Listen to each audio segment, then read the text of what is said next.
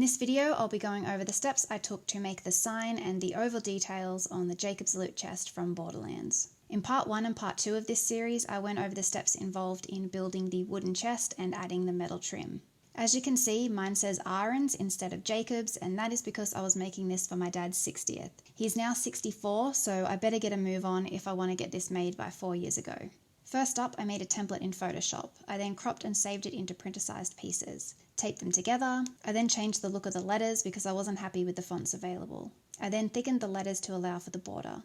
I'm using a 3mm thick rubber mat for this sign. The thickness matches the metal flat bar and angle iron already on the chest. Traced around the template pieces and cut them out with a Stanley knife. Cleaned down all the surfaces with isopropyl alcohol and then used epoxy to glue them together. I used some bulldog clips to hold the outer frame in place and also added some of those polymer clay rivets from the last video.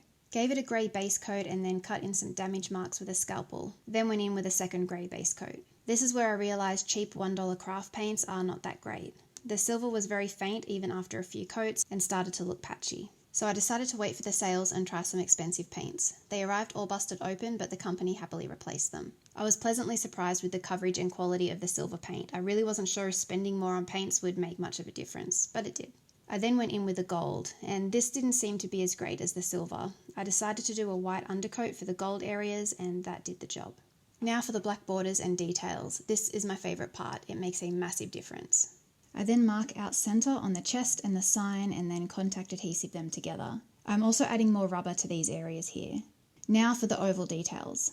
I used some leftover dowel that I carefully ran through the table saw to split it in half. I then marked out the rounded corners and sanded them back with a flap disc. Then I rasped and filed them to shape. I'm using a flexible polymer clay to add the wrapped edges. Roll out a flat sheet, cut to size and wrap around the dowels, using a liquid clay as an adhesive, then bake. Added the silver and gold paint to the appropriate areas and then went in with the black details. Marked out where they needed to go, scored the surface and glued them on.